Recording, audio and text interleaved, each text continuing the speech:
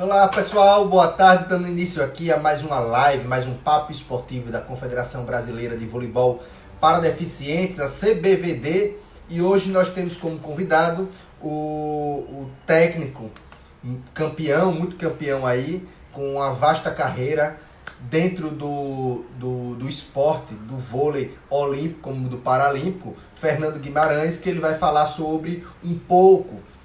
um pouco sobre a evolução do paravôlei brasileiro. Vou fazer o convite para Fernando. Eu peço aí para vocês, antes de convidar Fernando, para vocês. Olá, Vitória, Daniel, Gisele, boa tarde.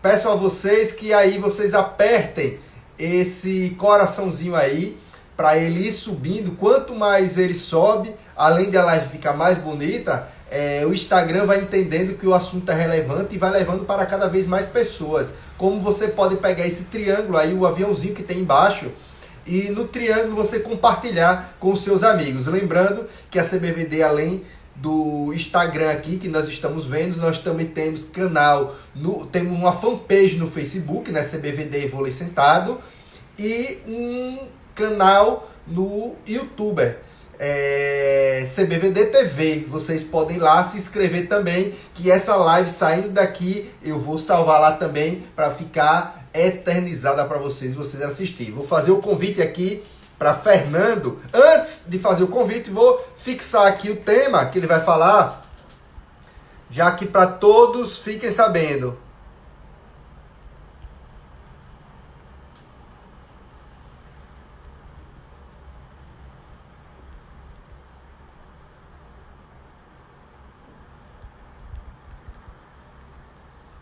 Fixando o tema, vou fazer o convite aqui a Fernando.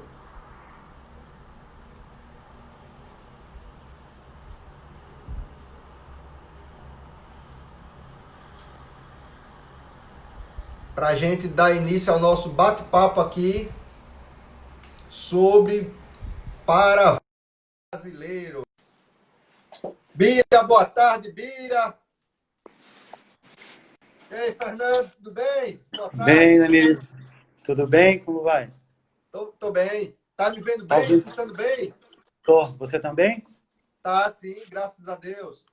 Então tá Fernando, bom. eu tinha feito aqui, antes de fazer o convite, tinha feito aqui uma apresentação sua, que você tem uma carreira vitoriosa no vôlei paralímpico como no vôlei olímpico, né? Falando nisso, a gente poderia começar a conversar, você falando um pouco sobre o seu começo, né? Que você é do vôlei olímpico e foi para o paralímpico, não é isso? É isso aí, vamos lá. Bom, boa tarde a todo mundo aí, obrigado pelo convite. Eu não sou muito de live, não, né? Eu sou bem sincerão, né? Não sou muito de live, não, mas eu não tinha como não acatar o pedido do Ângelo aí. E é sempre bom, na verdade, estar falando do vôlei paralímpico, principalmente porque o nosso esporte, ele ainda, e eu quero falar sobre isso depois, ele é um pouquinho visto ainda como os coitadinhos, ou enfim, né? É uma coisa que eu quero falar depois sobre legado, né? Que eu acho que é importante. Então é sempre bacana estar falando. E como você falou aí, eu fui jogador de voleibol, fui bem mediano, né? Mas eu tive o prazer, a honra e a sorte de jogar com os melhores da minha época, né? E tive também a sorte de, estava pensando nisso outro dia, eu tive 3 técnicos que foram técnicos de seleção brasileira, né? Que foi o Zé Carlos Brunoro, o Antônio Carlos Moreno e o Zé Roberto Guimarães, né? Então, esses 3 caras foram meus técnicos. E ainda tive a sorte maior ainda, né? E o orgulho de ter o Zé Roberto, que era o cara que dormia na cama do lado, né? Então, tive muita sorte com relação a isso. Não fui um atleta fácil, por isso que eu acho que hoje, até outro dia, o Brunoro estava fazendo uma live e eu coloquei para ele que hoje eu entendia, né, que quando era jogador eu não entendia muito bem a cabeça de técnico, né? Mas hoje, como técnico, eu consigo ver que às vezes a gente tem muito isso, né? A nossa autoconfiança, autoestima, ela é muito maior do que a dos outros, né? A gente sempre é melhor do que os outros, né? A gente sempre fala, pô, por que ele e não eu? se eu sou melhor nisso, melhor naquilo. Então, eu sempre falo aos meninos, não tentem entender a cabeça de técnico, porque tem muita coisa envolvida. Não é só você ser melhor numa função ou noutra, é tanta coisa, né? E, enfim, mas foram coisas que esses caras me ensinaram. Como eu disse, fui jogador aí mediano, joguei aqui no Brasil, joguei fora do Brasil também. Sou fisioterapeuta de formação e trabalho com deficientes físicos em cima do cavalo. Eu trouxe esse trabalho aqui para o Brasil há mais de 30 anos e eu sempre tentei conciliar o cavalo com o esporte. No esporte, o que aconteceu? Na década de 90, o meu irmão pediu para que eu fosse trabalhar com ele numa equipe de vôlei. O que ele queria? Que toda a comissão técnica fosse ex-jogador. Então, a gente tinha desde o estatístico, físio, médico, preparador físico, todos eram ex-jogadores, porque quando a gente ia para as viagens, a gente podia ser braço com as meninas, né? Então, eu fiquei com ele alguns anos nas equipes e na seleção brasileira, né? Fui mundial, pan-americano, liga, na verdade não é liga, agora é Liga das Nações, né? Que a gente foi também. Então, acho que foi um aprendizado muito bacana. E nesse ínterim aí, o Amaury, o antigo presidente da CBVD, me convidou para jogar pela seleção brasileira, porque o cavalo caiu do meu pé e eu tive um problema sério. E aí eu fui fazer um treinamento em 2007 com a seleção brasileira. Fiquei uma semana, mas eu achei que não era justo. Falei, pô, tem um monte de gente aí que é amputado. Pô, não é legal, né, Amaury? Meu pé, eu tenho um problema, mas... Aí o Amaury falou, vê esse vídeo aqui. E ele me deu um vídeo do pessoal de fora, né? E aí, nesse vídeo, o cara fazia ponto, pulava, ia andando pro saco. Eu falei, poxa, então a coisa não é mais flexível do que eu imaginei, né? Porque eu não tinha ideia, nunca tinha visto. Mas eu fiquei essa semana treinando com a seleção brasileira, mas à época não conseguia aceitar o convite. Em 2019, a senadora Mara Gabrilli me convidou para ser técnico da equipe dela, antiga PPP, num campeonato paulista. Eu também não conhecia nada. Treinei os meninos, acho que uns 20 dias, e nós fomos para o torneio início lá no SESI. E o primeiro jogo da gente foi contra o SESI. Eu não conhecia nada, meu time não tinha ninguém, e não sei se eram 25 pontos, 21 pontos, mas deve ter sido 25-2, 25-3 para o SESI, né? E encontrei até o Célio, né? Nunca fazia tempo que eu não vi o Célio e tal, o Célio jogou comigo na Pirelli. E, bom, acho que a gente ficou em último, se não me engano, a gente ficou em último desse torneio início. E o Amaury depois chegou para mim e falou, olha, puxa, eu vi que você, mesmo perdendo quase de zero, você foi muito guerreiro, você queria ganhar de qualquer jeito. Então, eu queria ver se você não queria vir trabalhar com a minha equipe. Ele já estava diretor da Cruz de Malta. E aí eu cheguei para a Cruz de Malta como assistente técnico no primeiro campeonato brasileiro. Acabou o primeiro campeonato brasileiro, eu assumi como técnico. Isso foi em 2010. E aí a gente começou. Como o Amaury era presidente da confederação, eu tinha um contato maior com ele, porque ele era diretor do meu clube também, e ele ia ter o Mundial em 2010, nos Estados Unidos. E eu falei, eu quero aprender mais, eu quero saber mais do que desse esporte. Aí eu paguei do meu bolso, fui para os Estados Unidos para assistir o Mundial, assisti o Mundial, vi qual era o nível, que era muito complicado, diferente do que a gente via no Brasil. E aí acabou o Mundial, acho que o Brasil ficou em oitavo, se não me engano. E voltamos, e aí o ano seguinte ele me convidou para assumir a seleção, né? Eu já era técnico há quase 2 anos, e aí ele me convidou para assumir a seleção. Eu acho que essa foi a primeira grande sacada, de ele querer trazer, ele já tinha trazido Célio, de ele querer trazer gente que era do vôlei para o vôlei sentado.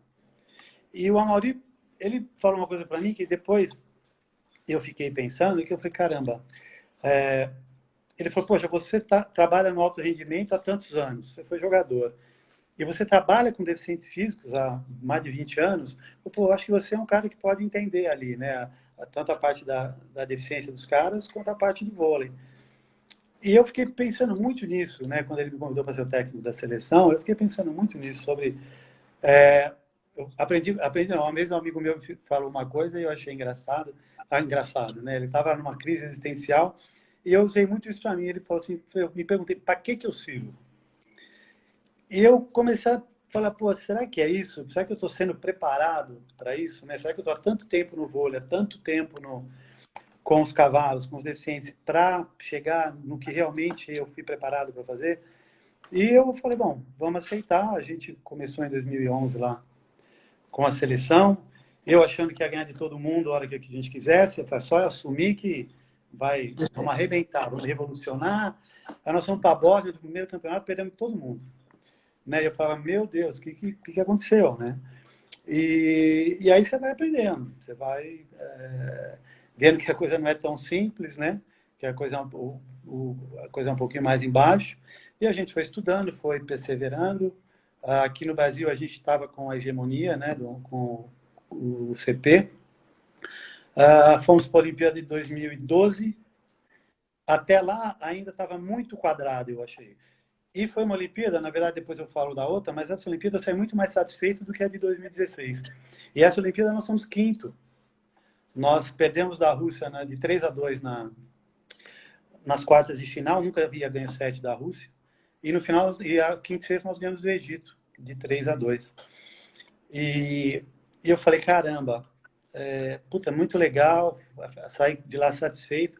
Mas eu sei que a pulga tá doendo. Eu falei, cara, com esse time que a gente está hoje, que tinha muito craque, muito menino bom de bola, mas de estatura baixa, internacionalmente a gente não vai conseguir ganhar de ninguém. Nós vamos ganhar de quem dá para ganhar, mas de quem a gente ainda está atrás, a gente vai continuar ficando atrás. E aí eu comecei a procurar jogadores. Né? Em 2012 já tinha vindo o Levi e o Anderson, mas eles tinham acabado de vir, o cara de 2,02 metros, outro de 2,12 metros. Aí em 2013 veio o Fred, né? Craque de bola. E aí o time ficou muito forte. Ficou muito forte. De 2013 para frente, que eu acho que foi a grande boom aí, porque em 2012 a média da nossa equipe era de 1,82 m, que foi para a Olimpíada. Em 2014 a média era de 1,96 m. Então é muita diferença. Né?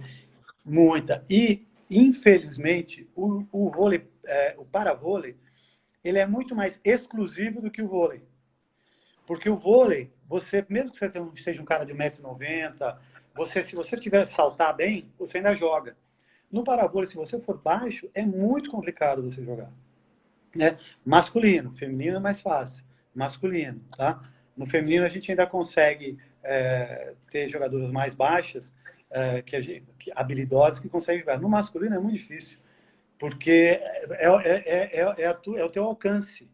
Né, onde você vai. A envergadura, né? Que conta muito. Envergadura, não tem o salto, né? Então você estando ali parado, fica muito difícil passar. Então é muito complicado. Então acho que é aí que a gente deu putz, acho que é isso. No masculino eu tô falando, tá? A gente deu esse boom, a gente mudou. Renato Leite, que era o levantador da seleção, a gente colocou como líbero. O Renato não queria na época. Fernando, ele era o capitão e o levantador. Falei, ó, tenho duas notícias para você, uma boa e uma ruim. Você vai continuar na seleção, mas você não vai ser mais o capitão, porque você vai ser o líbero. Ele não queria no começo, e eu teria tido a mesma reação. E aí, quando ele viu, começou a entender que o time jogava, ele fazia a equipe jogar, e nós tínhamos grandes atacantes, até a gente chegar no Mundial, onde ele foi eleito o melhor líbero, o melhor passe, se não me engano. E aí eu falei, ó, tá vendo? Né? E aí ele sempre quis ser líbero. Então, assim, foi uma trajetória muito vitoriosa. De 2013 até 2016, na Olimpíada, a gente não saiu do pódio, salvo a Olimpíada. E a gente viu que a gente evoluiu 5 anos, 50 anos em 5. Né? Tudo que o Brasil era oitavo, nono do ranking, nós vamos para segundo, começamos a ganhar ganhamos de todas as equipes, né? Com a gente chegando no ápice em 2014 no Mundial, né? Que a gente ganhou do Irã, até o técnico do Irã veio para cá depois, falou, né? Quando o Ângelo trouxe, eu perdi dois jogos na minha vida. Um para a bola e um para esse moço que está sentado aqui na minha frente. Eu fiquei super feliz, né? Pô, obrigado. Então, foi muito legal. Mas para você ver como a gente... ninguém acreditava no Brasil. O Brasil tem bons jogadores, mas não sabe jogar o jogo. Era isso que os caras falavam. O time é bom, mas não sabe jogar, não sabe entender o jogo. E quando a gente foi para no Mundial, a gente. Eu lembro que nas quartas de final a gente era contra a Rússia de novo. Eu chamei a Gisele e para ir ao quarto para falar uma palestra. Ela e o Spencer. Falei, vamos lá um pouquinho para conversar, porque às vezes é bom alguém de fora, né? E eu sempre falo, a Gisele tem um coração. Eu falei, eu acho que a única pessoa que eu conheci que bate ali comigo de querer ganhar é ela. Pode ser igual, mais do que a gente, ninguém quer ganhar. E eu queria que a Gisele falasse para os meninos. E ela foi ímpar, né? O Spencer também ajudou muito. No dia seguinte, a gente ganhou da Rússia. E aí a gente foi para a semifinal contra o Irã. E a gente está no ônibus indo para o jogo. E um menino, um jogador da Alemanha, sentou ao meu lado. E o jogador falou assim para mim, Fernando, puxa, eu acho que dá para vocês ganharem. Eu falei, não tenha dúvida. Eu fiz, se os meninos jogaram o que tem que jogar, a gente vai ganhar do Irã. Aí ele falou assim, não, eu estou falando amanhã contra o Egito na disputa de terceiro e quarto. Aí eu falei, não, a gente vai ganhar hoje, né? E o cara falou, tá bom, vai. Enfim, nós fomos pro jogo, ganhamos, né, de 3-2 do Irã, que foi, assim, foi o melhor jogo que eu vi a seleção fazer, foi muito bacana. E aí eu comecei a ver o respeito das pessoas, né? Esse jogo tem uma coisa interessante, acaba o jogo, eu fiquei super emocionado, chorei, e eu saí correndo pelo ginásio, umas 3, 4 voltas em volta do ginásio, e aí eu parei, tinha uma área externa, e eu parei e estava ali o técnico da Bósnia e o técnico do Irã. O técnico do Irã tinha acabado de perder, estava ali, e o técnico da Bósnia, eu lembro que ele estava fumando na cadeira de rodas dele, e eu cheguei, aí eu falei, caramba, ô, mestre, desculpa, né, não sabia que você estava aqui. Aí o técnico da Bósnia falou, não, você também é o mestre, pode chegar, né? Eu falei, imagina, né? Eu falei, longe disso. E o técnico do Irã falou, hoje você é melhor do que eu, você acabou de ganhar de mim. Então, parabéns, né? E aqui eu fiquei super contente, aí chegou um repórter, aí o repórter fala, caramba, os 3 melhores técnicos do mundo reunidos, vamos fazer uma matéria. E aí eu falei, pô, acho que legal, acho que foi bom. Pegamos o ônibus e voltamos para a vila. Quando a gente chegou na vila, Danilo, na vila não, perdão, eram dois hotéis, um de cada lado, numa rua sem saída, e todo mundo ficava ali embaixo conversando, masculino e feminino, né? Era campeonato mundial, as duas equipes juntas, as duas modalidades naipes juntos. E aí, a hora que a gente desceu, todo mundo que estava ali aplaudiu a equipe. Todo mundo, devia, não sei quantas pessoas tinham, mas tinha muita gente. A molecada ficava toda ali, né, batendo papo, não sei o quê. Era umas 6 horas da tarde e todo mundo aplaudiu a equipe, todo mundo foi, caramba. E aí eu tô andando assim, me bate nas costas e eu olhei o técnico da Alemanha, que era um senhor que muito bom técnico, mas ele sempre se acha o melhor de todos, né? Sim. E aí ele me olhou, eu lembrei assim, ele ajoelhou nos meus pés assim e ficou fazendo assim, né? Aí eu falei, caramba, né? Acho que a gente conseguiu mostrar. E, e eu acho que aí deu um bom. A gente, como eu falei, depois a gente não saiu mais dos pódios, né? Primeiro, segundo ou terceiro. A gente fez um pacto. Em 2015, nós fizemos 14, nós fizemos um pacto. Nós nunca vamos sair do pódio. 2015, para frente, nós falamos, nós nunca mais vamos sair de uma final. E foi o que aconteceu. E aí chegou o Brasil, né? Chegou aqui na Olimpíada. E eu vou falar, foi o melhor time que eu vi jogar. A gente perdeu, mas assim, eu vi aqueles caras treinando, eu falava, a gente não vai perder de ninguém, né? Esse time não vai perder. Se jogar o que tem que jogar. E aí, de novo, eu falo uma coisa que as pessoas ficam bravas comigo às vezes, mas eu não me canso de falar isso. Eu não tive a competência de fazer os caras ganharem. Ponto. Acabou, não tem, porque fulano, né? Eu vejo muito técnico, os caras gostam, né? Não, nós perdemos porque aquele time perdeu de propósito daqui, porque outra mulher não jogou, porque o homem não jogou. Não, eu não consegui fazer os meninos entenderem a dimensão que era aquilo, né? Eu acho que eu falei, meu, o time já está pronto. E não foi bem assim. Então a gente perdeu ali a final o terceiro e quarto, né? Terceiro e quarto. Já perdemos. Na verdade, nós já perdemos para o Egito na classificação, o que atrapalhou tudo. Porque se a gente ganhar do Egito, a gente cruza a Bósnia na semi.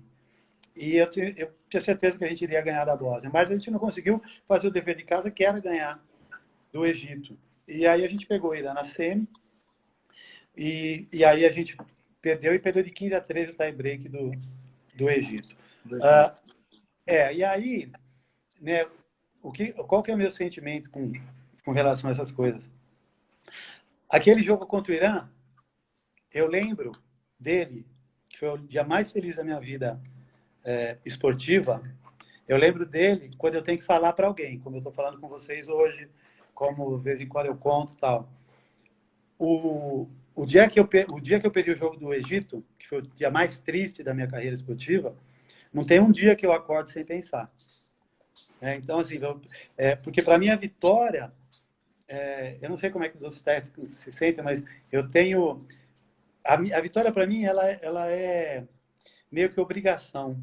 Quando eu ganho, eu me sinto aliviado, não é nem feliz. Eu falo, puxa, eu cumpri o meu dever. E quando eu perco, é uma sensação de um vazio que eu falo, poxa, eu não consegui fazer aquilo que eu estudei para fazer, aquilo que eu trabalhei. Então, por isso que eu falo que eu não tive a competência. E isso me magoa muito até hoje, por isso, né, eu falo, eu tenho uma medalha para ganhar ainda, não acabou não. Eu vou voltar porque eu quero, não, isso aqui está aqui, né? Mas eu fiquei muito mal logo depois que eu saí desse jogo. Falei com a Maria, eu agradeci, falei para ele que eu não iria continuar. E a Maria falou, não, você vai continuar. Né? Por que você vai? E mesmo ele falando comigo, eu falei, puxa, não, não, não. E aí eu fui conversar com o Ataerte, da Eco Rodovias, que era o cara que dá o dinheiro, né? E eu falei para ele, Ataerte, desculpa, eu não consegui fazer os meninos jogarem, e eu vou sair. E ele falou, porque eu fui culpado por isso tal, ele falou, então só pensa uma coisa, ele falou, realmente você foi o culpado pelo 4º lugar, mas você também foi culpado pelo bicampeonato pan-americano, pelo vice-campeonato mundial, pelo vice-campeonato da Copa do Mundo, os 7 campeonatos internacionais que vocês ganharam. Tudo isso é culpa sua. Então, assim, para com isso, e aquilo me deu um ânimo. Aquilo me deu um... Falei, não, porque a gente quer ganhar, mas a gente não é sempre, né, que a gente vai conseguir ganhar. Aí eu falei, então tá bom, então eu vou continuar. Aí eu não saí. Então, assim, foi uma trajetória muito bacana. Aprendi muito com os meninos. Eu sempre falei que a derrota só me ensina que eu preciso perseverar mais, que eu preciso trabalhar mais, que eu preciso estudar mais.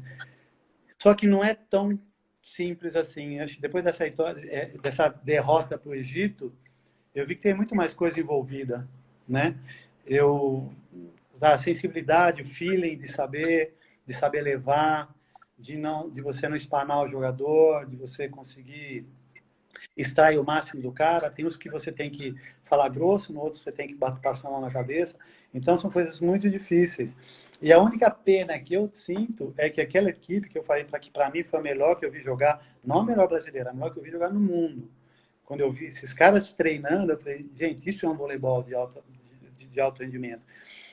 A única tristeza é que depois disso, Levi, Anderson e Fred saíram, né? Em 2017 o Célio assumiu e, infelizmente, para ele, esses 3 saíram. Porque eu tenho certeza que com esses 3, eu não tinha dúvida que os caras iam ganhar uma medalha de ouro nessa próxima Olimpíada. 2021. Porque o que aconteceu? Eu achei que os caras estavam prontos, mas não era a hora ainda. Levi e Anderson, 4 anos de voleibol sentado. O Fred, 3 anos de voleibol sentado. Não é nada isso. Os caras já estavam numa seleção, então eles iam ter uma evolução, não tenho dúvida disso, que os caras iam ter uma evolução, e ia ser um espetáculo agora. De qualquer forma, o Célio está fazendo um super trabalho, por isso foi 3º lugar no Mundial, né? Nós somos vice, descemos um degrauzinho aí, mas ele perdeu 3 grandes jogadores, as outras equipes perderam, também várias equipes perderam jogadores, mas a nossa perda foi muito grande. A nossa perda foi sim, né? Não foi fácil, não. Mas eu ainda acho que eles que têm chance, tanto masculino quanto feminino, eu acho que as coisas eles têm muita chance de uma medalha, caso a Olimpíada venha a acontecer. Então, assim, eu acho que Do masculino, eu posso te falar isso sobre a evolução. Eu acho que o que contribui também aqui no Brasil, acho que você lembra, eu comecei a trazer gente de fora para jogar, né? Gente virando a cara, gente de nariz torto, mas é a evolução, é importante, né? Eu queria até perguntar para outros técnicos, pô, tudo bem, eu torço, mas será que você não traria? Você não queria um cara, um russo jogando no seu time? E para a gente foi muito legal, para os meninos verem, né? Por que que os caras são tão bons? Porque não tem preguiça, porque não vai, naquela bola eu vou no recurso, não. A técnica dos caras é linda, então isso foi muito bacana para mostrar para eles, né? Então eu acho que assim, eu torço para o voleibol sentado, uma coisa que eu aprendi com o meu irmão, que deu certo no voleibol de pé, e eu tentei adaptar no voleibol sentado. Acho que a gente teve alguns percalços pelo caminho de organização, e depois que o Ângelo assumiu, né, ele pegou um foguete na mão aí, mas né, aos poucos conseguiu fazer as coisas andarem. Acho que hoje os meninos e as meninas estão antes da pandemia, né, com todo o subsídio, todo o respaldo aí, o centro de treinamento concluído, pronto para treinar, né, com um psicólogo, com um nutricionista, enfim, e com bons técnicos. Eu acho que tá bárbaro, assim. Eu acho que pena que foi essa pandemia aí, mas eu acho que a gente está no caminho certo aí. Espero, como eu falei, que venham mais pessoas do vôlei para dentro do paravôlei, para que a gente possa ter mais evolução aí. Acho que a evolução foi esse começo, acho que foi assim, acho que é isso aí. Você, durante sua fala aí, você fez aí uma passagem sobre alguns dos eventos internacionais, dos eventos esportivos internacionais que você participou. Você pode falar aí um pouco dos primeiros, como foi esse seu primeiro contato internacional com a seleção? Horrível. Horrível, na verdade, porque eu achei que eu fosse ganhar de todo mundo. E quando eu cheguei lá, o que aconteceu foi que nós nos deparamos com gente que não queria que a gente ganhasse, né? E é o que eu falo, eu não fico procurando pelo em ovo, perdi por causa disso, perdi por causa disso, porque a gente não estava preparado, mas nós não éramos conhecidos, pouca gente conhecia a gente, né? Pra você ter ideia, primeira vez que nós fomos para a Bósnia, que foi em 2011, eu fui fazer um amistoso com o time da Alemanha e depois com o time da Bósnia, antes do campeonato. Eles jogaram só com o time reserva, com o meu time. E eu fiquei maluco. Falei, pô, o cara jogando. E eles ganharam. Mesmo com o time reserva, eles ganharam. E aí chegou no campeonato, tem uma situação que um jogo contra a Croácia, que nós tomamos 5 cartões vermelhos, um à seguida do outro. A gente ia para isso está filmado, isso é a melhor coisa que está filmado. O cara deu erro de posição, a gente, não está errado. Não, está errado. Aí o cara reclamou, não sei o quê, vermelho. Tá bom. Botamos na posição que os caras queriam, rodou de novo, erro de posição. Foi de jeito nenhum, tá do jeito que vocês querem. Bom, aconteceu 5 vezes isso. Aí eu peguei a papeleta para ver. Isso tem o vídeo. Eu olhei a papeleta, eu olhei pro árbitro e falei, fiz assim, né? Tava ao contrário a papeleta. Então, onde era 8 era 8, onde era 6 era 9, 11 era 11, 10 era 01. Enfim, eram 6 números que o cara estava na papeleta ao contrário. Eu falei, cara, só que assim, nós perdemos 5 pontos, nós perdemos a classificação e os caras não voltaram atrás. Mas eles me conheceram, né? Porque eu dava pulo de 10 metros de altura e o cara veio, eu falei, tira a mão de mim, né? Vocês estão errados, vocês não voltaram. Mas os caras começaram a falar, cara, ou esse baixinho é louco, né? Porque, eu falei, baixinho e louco. Mas assim, no meu time ninguém vai fazer isso. Então foi muito complicado. Primeiro eu voltei mal no avião, eu falei, caramba, né? E aí eu falei, tem que ter outra coisa, tem que ter outra coisa. E a gente, depois nós fomos para a Inglaterra, um pré-olímpico, que foi muito legal. Nós ficamos em 4º lugar, que já foi bacana. E aí foram, ao todo, se não me engano, 17 torneios que nós disputamos com a seleção. Nós chegamos 7 em primeiro lugar, 2 em segundo lugar, 2 em terceiro lugar, nós ficamos fora de pódio na Olimpíada e de mais 2 campeonatos antes de 2014. Fora isso, a gente sempre foi. E a gente via que cada campeonato nós éramos mais respeitados. Quando nós chegamos em 2015 no Canadá, no Parapan do Canadá, eu lembro de os membros eu entrei no refeitório, eu lembro dos membros da confederação da World Paravôlei regional levantarem para vir me cumprimentar. Os caras não olhavam nem na nossa cara, né? E aí, então, eu acho que foi assim, mostramos trabalho, eu acho que os caras falavam lá, não, o Fernando é bravo, isso, aquilo, mas o cara tá fazendo o trabalho, a coisa tá andando. Então, foi meio que desbravar e ver que se você fizer a coisa certa, os caras te aceitam, mas demora, porque realmente e assim, eu não sei exatamente ainda, Danilo, mas eu não sei, parece que para os caras não é interessante que o Brasil seja bom, sabe? Você vê que os caras não querem que a gente seja bom. O cara quer que você não fale inglês, que você não entenda o que o cara tá falando. Para ele é melhor ter um intérprete lá, ele não quer falar direto com você, né? Então, a hora que você, né, eu dei muito, comecei a dar muita carteirada, falando que era irmão do meu irmão. Falei, vocês conhecem? É, meu irmão. Para ver se me abria caminho. Porque assim, fala, meu, o cara não fala comigo, o cara não me ouve, ou finge que está te ouvindo, né? Então, a gente sempre foi muito prejudicado com relação a isso, né? Eu espero que isso melhore.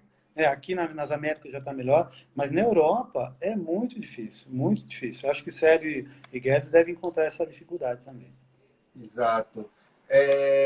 Sobre essa sua carreira aí, você falou que no início foi horrível. Qual foi sua grande sacada para fazer essa transformação do vôlei? Então, na verdade, a sacada foi depois da Olimpíada de 2012, que eu falei dos grandões, e aí eu comecei a ver, com o Renato de líbero, da gente falar, a gente precisa jogar mais rápido, a gente precisa sair jogando rápido. Então eu falei, pô, dá pra gente... Né? De vez em quando eu vi o cara da Rússia, uma vez ou outra, jogando a bola de primeira para outro cara atacar. Eu falei, cara, a gente tem habilidade, a gente tem força, né? A gente tem velocidade, então a gente precisa começar a fazer isso. E com o time grande que a gente está, acabou, não vai ter... Né? Então essa foi uma coisa que eu achei que foi muito interessante. Outra coisa que a gente mudou muito, contra o Irã a gente usou muito, que foi a tática do saque, né? Então a gente mudou, falou, olha, o saque ele vai ter que começar a ajudar mais a gente do que só passar a bola para o lado de lá, né? Ou simplesmente dar um pau na bola sem ter o porquê, né? Eu vejo às vezes alguns comentaristas falando aí, comentaristas, vocês estão errados, tá? Vou explicar para vocês. O cara deu um saque viagem, agora deu um saque tático. Todo saque, se você combina, ele é tático. A minha tática é sacar viagem. A minha tática é sacar por baixo. A minha tática é sacar longo, sacar curto, enfim. Né? Então, a gente, com o Irã, eu falei, nós vamos sacar curto no gordinho ou longo nele para jogar. O Irã só foi perceber isso no terceiro set. E aí, o cara é muito bom do Irã. Aí eles empataram 2-2, no final a gente conseguiu ganhar. Mas então, assim, eu falei, a gente vai ter que mudar. A gente colocou o Wellington para levantar e Daniel para levantar, que já eram levantadores, mas mais jogava o Renato, Davidson jogava também, Rogério. E eu falei, nós somos os caras maiores para jogar, para levantar. Mudamos o enfoque do bloqueio. Comecei a perceber que o bloqueio não devia jogar do jeito que jogava. Falei, se a gente jogar dessa maneira, não que vamos ganhar, mas nós temos muito mais chance da coisa dar certo. Né? E os moleques começaram a entender. No começo era complicado, porque ninguém queria assistir vídeo, né? Os caras dormiam, os caras não estavam acostumados a assistir. E eu lembro até que teve uma passagem no jogo contra a Croácia no Mundial, que eu dei um pendrive para cada um com todas as equipes, tudo esminuciadinho do que eles precisavam ver. E aí eu botei o telão lá e congelado. E aí eu perguntei, galera, time da Croácia, quem tem alguma coisa para me dizer? Era para ter estudado ontem, né? Aí o Fred falou assim, Fernando, desculpa, eu não estudei. Falei, bom, pelo menos você está sendo honesto, né? Quem mais? Aí um levanta e fala, não, ó, o levantador, aquele ali, joga assim, tá, qual? O número tá. E aquele ali tá, beleza. Falei, para, galera, para. Falei, esse time que tá aí não é nem da Croácia, esse time aí é da Ucrânia. Sei lá, era outro time. Falei, vocês não sabem nem o que vocês estão vendo aí, né? Falei, agora, para perder 5 minutos para ver filme de sacanagem, para ficar fazendo bobagem, aí todo mundo tem. Agora, vocês não podem, eu fico até 4 horas da manhã estudando, né? Vocês não podem dar uma força? E aí a molecada começou a entender, no final das contas, em 2016, os caras pediam para voltar. Volta de novo, vamos ver de novo essa passagem aí, Fernando. Voltava, vamos ver de novo. Então, assim, foi muito legal. Eles aprenderam muito isso. Acho que ficou esse legado aí. Como eu falo dessas equipes, nós tivemos. Você pega, né, eu sempre falo muito do Fred, porque assim, o Fred estava começando ainda e ele já era, para mim, já era o melhor jogador do mundo, mas ia ser muito superior aos outros, né? Levi, a velocidade e deslocamento do Levi, o bloqueio, ninguém ia bloquear mais do que ele. E o Anderson, um animal, né? Quer dizer, cada um tinha uma característica ali que ia ajudar muitos meninos. E foi uma coisa também, Danilo, que ajudou. Porque o que aconteceu quando eu cheguei, quando a gente foi para Londres, a, os, a vila, ela tem o refeitório, né? Você sabe que aquilo é cheio de comida do mundo inteiro. E os meninos iam para lá, tinha nego que punha 5 hambúrgueres no prato, 6 pedaços de pizza.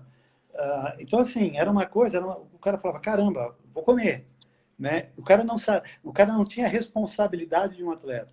Então, isso foi a primeira coisa mais complicada, mostrar para eles o que era ser um atleta, depois o que era ser um atleta de rendimento e qual a complexidade disso. Porque eu sempre falo a eles, não adianta botar medalha no peito e falar que é campeão e quando convém falar que é deficiente. Né? Aí fica fácil, né? Então, eu sempre falo, vai ser tratado assim, mas vocês têm que ter na cabeça que não adianta, se comer 2, 3, 10 hambúrgueres, você não vai render. Né? Então, mas essa Olimpíada ainda foi mais complicada. Na do Rio já foi mais legal. A gente tinha o Paulinho ali o tempo inteiro, mas até no Rio aconteceu uma coisa, do primeiro para o segundo dia, o Paulinho foi fazer pesagem dos meninos, eles tinham engordado em média 200 gramas. Aí eu falei, pô, Paulinho, tá bom, 200 gramas. Ele falou, Fê, tá bom, nós vamos ficar aqui 20 dias, os caras vão cortar 4 quilos, né?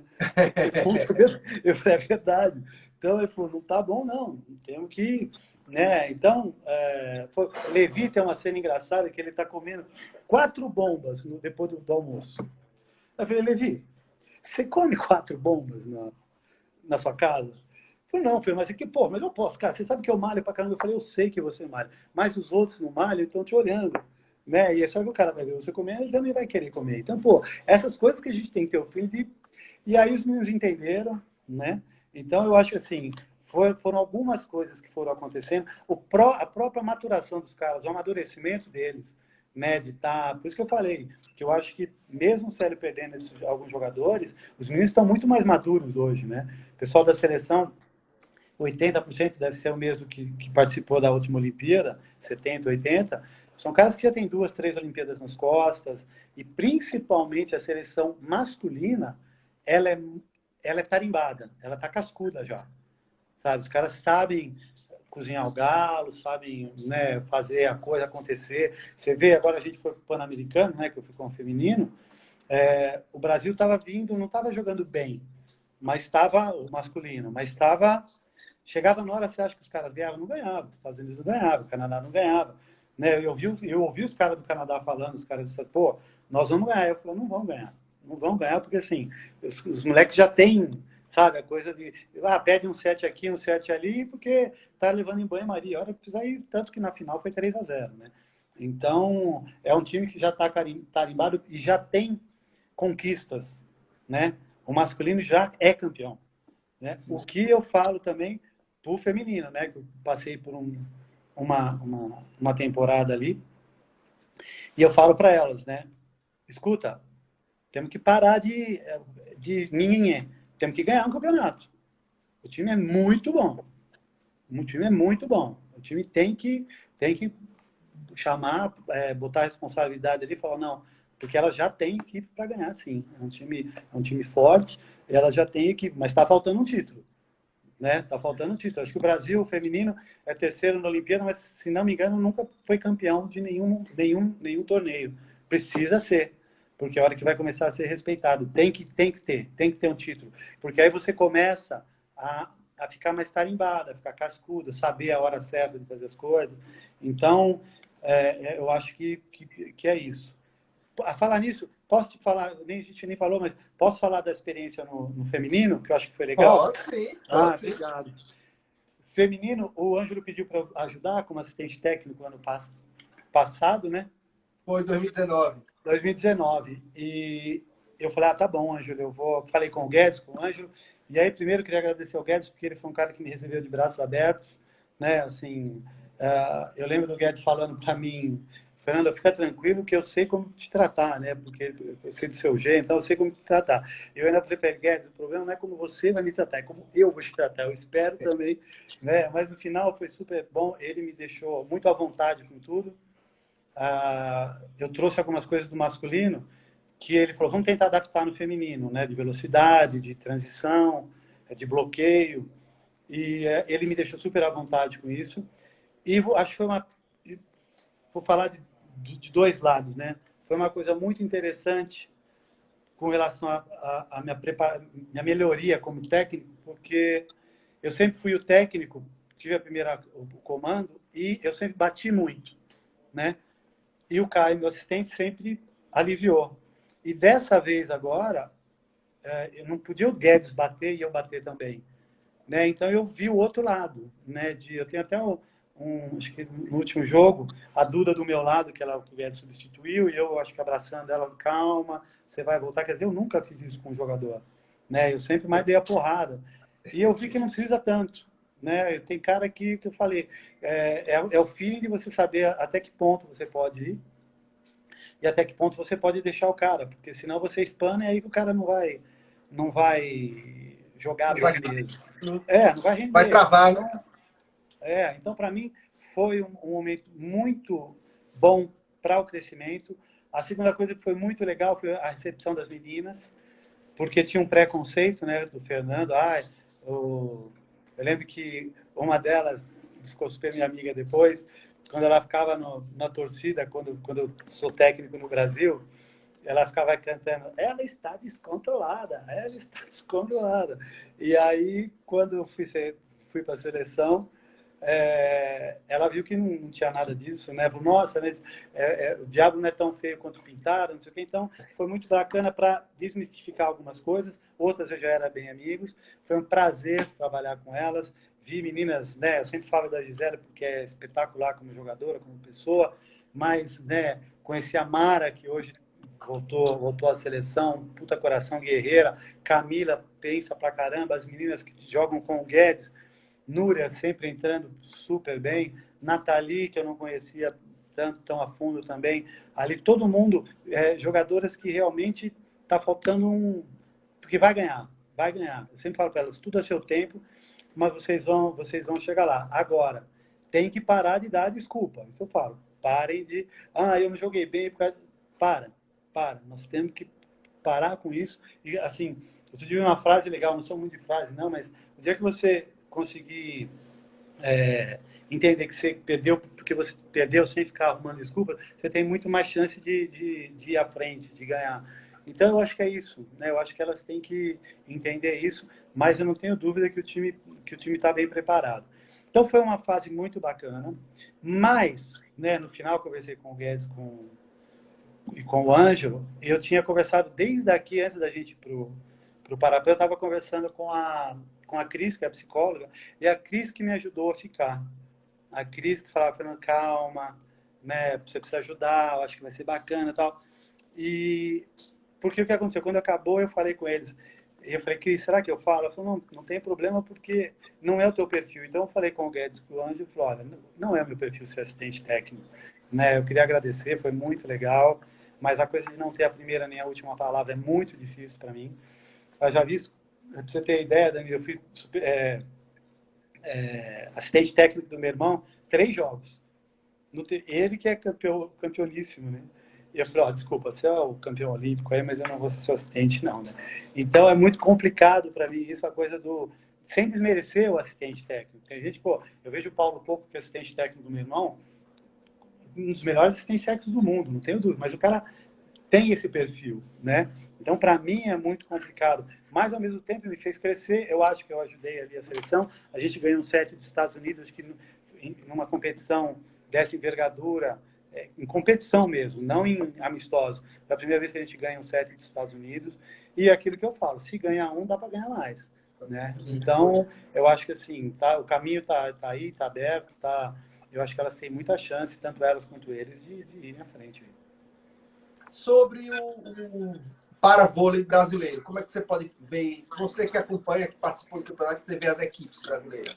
Então, graças a Deus, agora que não dá para ver, sou técnico do Paulistano, para vôlei. A gente fez um contrato esse ano de 4 anos, que foi muito legal. O presidente me chamou, amigo meu, Paulo, aí a diretoria falou, Fernando, é obrigação do Paulistano ter uma equipe de paravôlei aqui, por toda a história do Paulistano. O que eu acho? A gente passou muito tempo aí ainda está, mas eu acho que isso tem, agora que o Ângelo chegou, já tem mais equipes sendo montadas, principalmente no feminino, que sempre foi muito pouco, mas eu acho que o produto foi mal vendido aqui dentro do Brasil.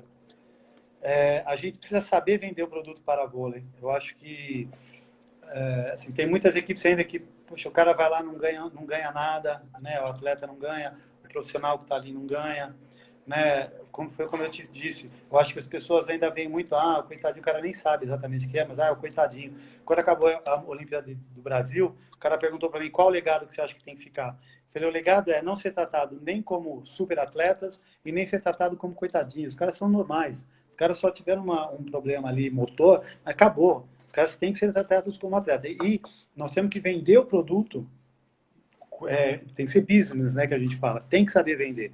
Então, o que eu acho? Eu acho que tem uma ideia agora de toda a equipe de Superliga ter que ter uma equipe de paravôlei. Eu estou ouvindo isso circular. Isso vai ser espetacular. E tem que ser vinculado mais. Vai ter que ter uma equipe paravôlei e, antes do jogo dessas duas equipes, as duas equipes do paravôlei têm que jogar. Né? Para você ver, não vai ser transmitido. Não tem problema. Uma hora, o cara fala, pô, a gente vai chegar um pouquinho antes, dá para transmitir um set? Não tenho dúvida. Você tem que estar na vitrine ali. Então, eu acho isso. O Anjo está preocupado com novos atletas, né? Que eu acho que ele até falou, Fernando, começa a procurar já, né, novos atletas para 2021, porque a gente tem que ter então, você vai começar a ir para os lugares aí para procurar. Eu acho que é isso. A gente tem que entender, os técnicos têm que entender. A gente precisa andar junto, né? O cara, às vezes eu vou conversar com o cara nem quer conversar comigo. O Fernando é meu inimigo. O que os caras não conseguem entender é que não importa quem está do lado de lá. Não quero ganhar de você porque eu tenho alguma coisa contra você. Se a minha mãe estiver do lado de lá, eu quero ganhar dela. É só isso. Não importa quem, eu gosto de ganhar. Ponto. Não é pessoal, nunca foi pessoal. Né? Agora, os técnicos têm que se desarmar um pouco. Né? Eu acho que a gente tinha que ter uma convenção de técnicos no primeiro semestre, no segundo semestre. Por que tá? Pô, Fernando, para você é fácil, você tem patrocínio. E para mim, que não tenho dinheiro nem para pagar o juiz. Tá bom, como é que nós vamos resolver isso? Porque tinha que ser uma coisa... porque você não vê tanta disparidade. Você tem times que ganham, tem muito no voleibol olímpico, mas você não tem um time que não consegue pagar um jogador, que a jogadora joga de graça. E no Paralímpico você tem muito disso. O cara vai lá porque ele gosta, porque ele quer, o técnico também. E, o cara trabalha, né? O jogador vai lá, se esforça. Então, eu acho que a gente tinha que meio que unir para a gente conseguir vender o produto. Mas não adianta... Sim, não adianta querer, o Fernando vai vender, só que o outro lá vai ser contra. Não adianta, não adianta o Fernando ir lá sozinho, porque não vai ser. Eu falo muito, né, que eu tenho inveja do SESI, inveja branca, que é uma puta estrutura. E eu queria que todas as equipes tivessem essa estrutura. Aí, às vezes, né, tinha uma diretora antiga minha que falava, por que nós vamos perder para o SESI? Eu falava, se eu fosse jogador, eu ia querer ir para o SESI também. Porque os caras dão estrutura básica para os caras jogarem lá. A gente sempre teve que ficar correndo atrás. Né? Eu atrás de patrocínio, graças a Deus a gente sempre conseguiu, para tentar bater de frente com o SESI, mas sempre correndo atrás. Agora, com o paulistano, eu acho que é uma coisa legal, porque agora os caras vão atrás, eles estão super interessados em fazer o voleibol acontecer, estamos com muitas ideias por aí, mas a gente precisa fazer isso tudo chegar aí nos estados de cima, nos estados lá de baixo, a gente tem que ter pelo menos 1 ou 2 equipes por estado, né? Mas isso tem que ser business, tem que ser marketing, tem que vender o produto para a gente poder ter um esporte bacana. Outra coisa que eu acho que a gente poderia fazer, que eu sempre foram contra também, é a coisa da inclusão de gente que não tem problema nenhum para jogar. Ou vai perder. A gente vê a Bósnia, o Irã, a Alemanha, times que você pode botar 3 pessoas que não são deficientes para jogar, para melhorar o nível. Ai, pô, mas tem Bolsa Atleta. Vamos fazer uma lei que os caras que não tem problema não. Ah, mas o cara já tem 5 da seleção. Como quando eu propus isso, acho que eu tinha 5 ou 6 jogadores da seleção, eu era da seleção. Eu falei, não, a gente faz assim, quem tem jogador de seleção não pode ter 3 atletas. Vamos botar do quinto para baixo, entendeu? Para quê? Para a gente movimentar isso, para ficar uma coisa agradável aos olhos, né? Às vezes você joga uma Equilibrar as equipe. equipes, né? Claro, você tem que nivelar, porque às vezes você pega, poxa, o ano retrasado, nós perdemos para o Césia, até perdemos para o Césia final, trouxe 4 ou 5 jogadores de fora. Chegaram na semana para jogar, e aí teve um jogo com uma equipe que não foi nem legal, nem para a minha equipe, nem para outra equipe. Foi, sei, 25-4. Poxa, os caras desanimados, a minha equipe, né? Então, o legal é você ter quem tem garrafa vazia para vender, todo mundo ali alinhado. Então, pô, essa aqui tá mais fraca, coloca ali para ajudar. O legal é ter jogo bom, né? Esse negócio de ficar empurrando bêbado na ladeira não rola, né? Então, eu acho que tem algumas coisas que a gente poderia fazer, mas aí tem que ser no consenso geral.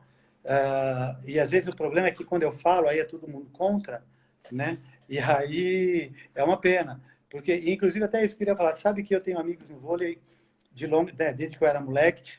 Quando eu jogava, eu tinha meus adversários, nunca inimigo, nunca briguei com ninguém, nunca xinguei ninguém do outro lado da quadra. E agora, no Master, os caras que eram meus adversários, a gente joga junto, é um prazer a gente se ver. Então, eu só tenho amigos no vôlei. E no paravôlei, desde que eu cheguei, um monte de gente virou a cara. O cara tá chegando agora, o outro já botou ele na seleção. Quer dizer, ninguém procurou saber da minha história, ninguém procurou saber se eu já trabalhava com vôlei, com deficientes. Então, assim, eu acho que a gente tem um preconceito muito grande, né? E a gente tem que se unir, se ajudar, para que a gente possa crescer, porque para não acabar a modalidade, né? Eu acho que a gente depende aí de meios de comunicação, das pessoas ajudarem, mas a gente depende muito de quem está dentro também, para a gente poder fazer uma administração legal e fazer a coisa andar. Fernando, você falando aí, para você, o que mudou após a entrada de Ângelo, quando o Ângelo assumiu a CBVD? Bom, primeiro, a organização, né? Quando o Ângelo me pediu para voltar, eu comecei, na primeira semana que eu fiquei com a seleção, eu acabei de fazer acabamos de treinar, fiz o relatório que eu tinha que fazer, isso foi no domingo, entreguei. Na segunda-feira ou na terça, o dinheiro foi depositado na minha conta, o que não acontecia anteriormente. Isso aí já tomei até um susto, né? Falei, opa, que era uma coisa mais normal, para mim era uma novidade, né? Então, eu acho que isso foi uma coisa muito interessante. Ele dá suporte para o pessoal que está ali na seleção, para escuta, você está aqui, fica tranquilo. Tá, o que foi combinado vai ser feito. Então, se preocupe com as seleções, se preocupe em treinar. Então, isso para a seleção, eu acho que foi muito legal. A pena agora, né, que teve a pandemia, mas ele tem um contato muito legal com o Misael. Essa proximidade dos dois é interessantíssimo para a gente, por conta de você poder fazer eventos aqui. Poxa, né, veio a Ucrânia, né, veio para cá. A seleção feminina foi para os Estados Unidos. Esses intercâmbios são interessantíssimos, importantíssimos. E a nível do que acontece no Brasil, essa coisa da preocupação dele de estar fomentando em todos os lugares, né? De estar levando essa coisa que ele falou comigo, ó, era para já ter começado, né?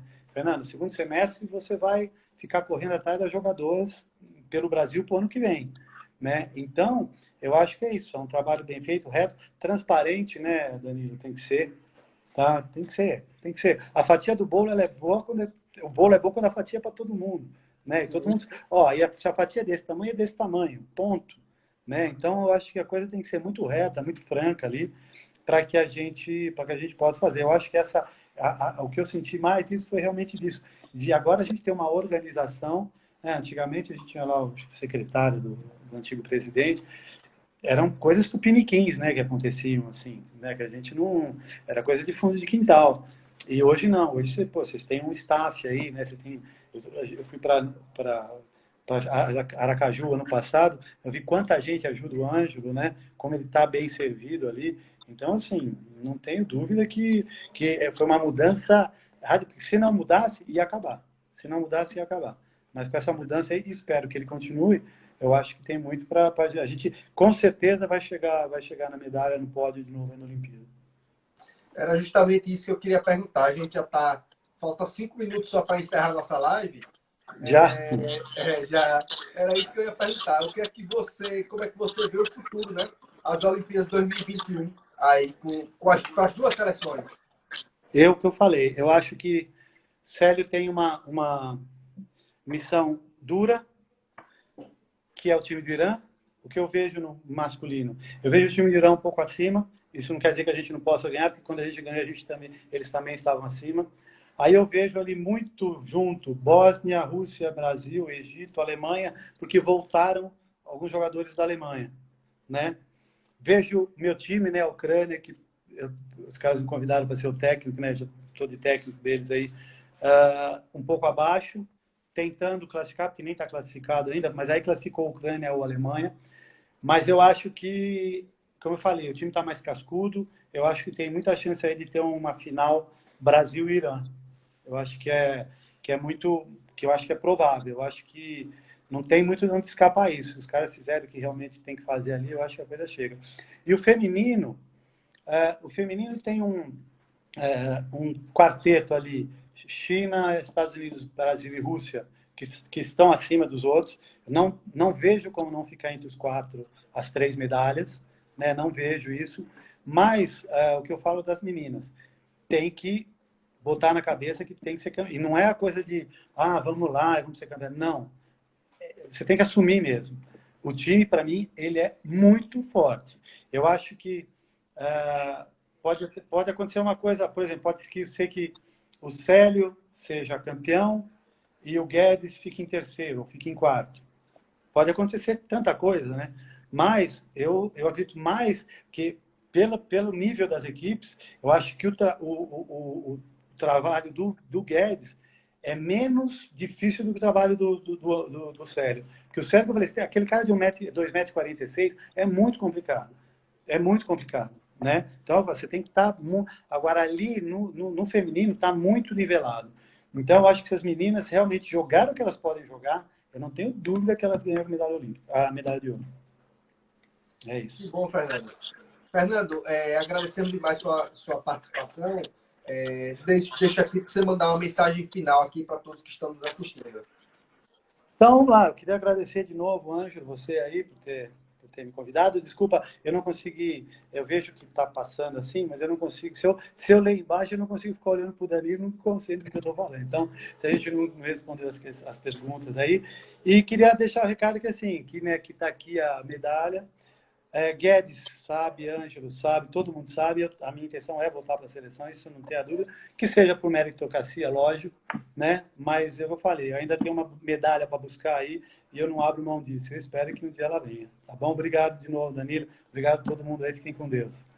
Obrigado, Fernando. Boa tarde e até uma próxima. Valeu. Um abraço. Valeu.